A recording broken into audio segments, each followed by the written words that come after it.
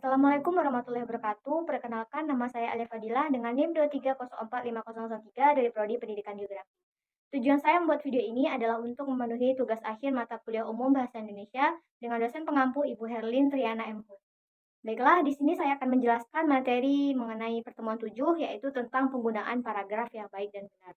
Baiklah, yang pertama yaitu hakikat paragraf. Paragraf merupakan sebuah unit pembangun karangan yang dari beberapa kalimat saling berhubungan dan membentuk satu ide pokok.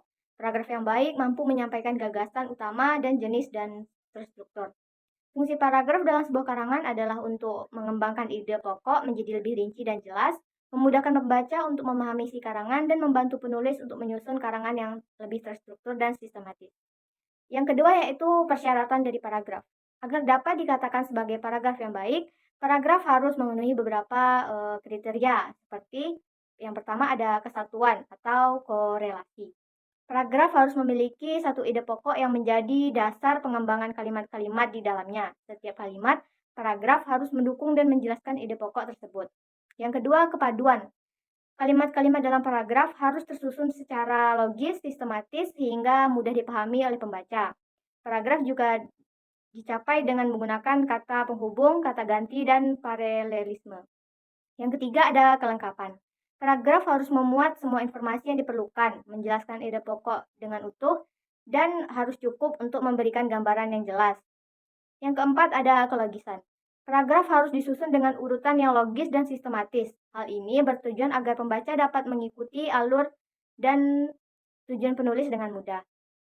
Yang kelima ada ketepatan. Paragraf harus menggunakan kata-kata yang tepat dan sesuai dengan ide pokok yang ingin disampaikan. Penggunaan kata-kata yang tepat akan membantu pembaca untuk memahami paragraf dengan lebih baik. Yang ketiga ada struktur paragraf. Struktur paragraf yang umum digunakan terdiri dari 3 bagian, yaitu yang pertama kalimat utama atau kalimat pokok. Kalimat utama ini berisi ide pokok paragraf. Kalimat ini biasa terletak di awal paragraf, tapi juga bisa diletakkan di tengah ataupun di akhir paragraf.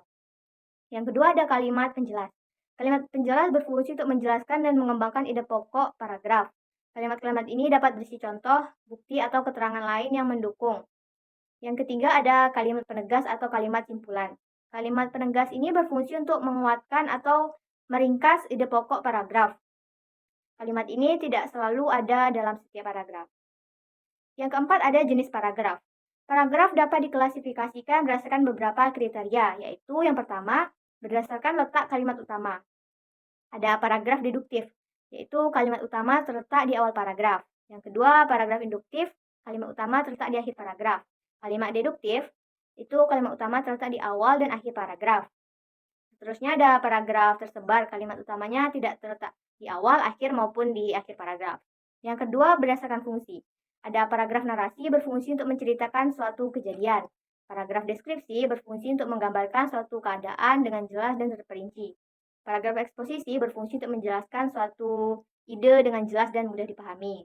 Selanjutnya ada paragraf persuasi, yaitu berfungsi untuk membujuk pembaca melakukan suatu tindakan. Yang ketiga, berdasarkan isi. Ada paragraf utama berisi informasi yang bersifat umum tentang suatu topik. Seperti paragraf khusus, berisi informasi yang lebih spesifik tentang suatu topik.